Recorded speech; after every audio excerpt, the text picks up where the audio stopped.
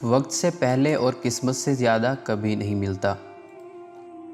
جب آپ کسی آدمی پر تنقید کرنا چھوڑ دیتے ہیں، اس میں نقص نکالنا چھوڑ دیتے ہیں، تو وہ سارے کا سارا آپ کی سمجھ میں آنے لگتا ہے، اور ایکس رے کی طرح اس کا اندر اور باہر کا وجود آپ کی نظروں کے سامنے آ جاتا ہے۔ جس چھاؤں سے عزت نفس زخمی ہو، اس چھاؤں سے دھوپ ہی بہتر ہے۔ ایک بات زندگی بھر یاد رکھنا: کسی کو دھوکہ نہ دینا۔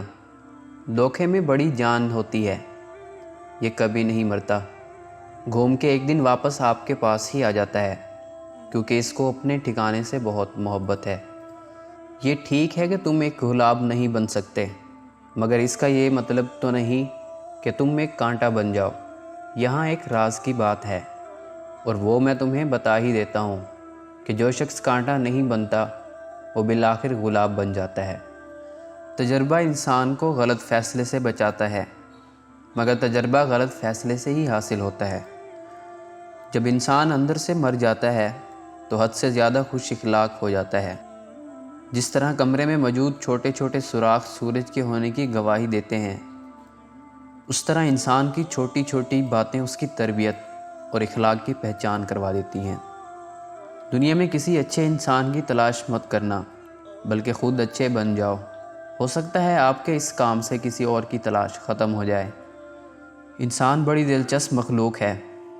جانور کو مصیبت میں دیکھ کر برداشت نہیں کر سکتا، لیکن انسان کو مصیبت میں دیکھ کر خوش ہوتا ہے۔ جب تک ہمارے پاس جھولی نہیں ہوگی، تب تک وہ نعمت جو اترنے والی ہے وہ نہیں اترے گی۔ رحمت ہمیشہ وہی اترتی ہے جہاں جھولی ہو، اور جتنی بڑی جھولی ہوگی اتنی بڑی نعمت کا نزول ہوگا۔ جب آنکھوں سے سجدے بہنے لگیں تو قبولیت کے سمندر میں ضرور ہلچل ہوتی ہے۔ نیکیاں کرتے جاؤ، دریا میں ڈالتے جاؤ۔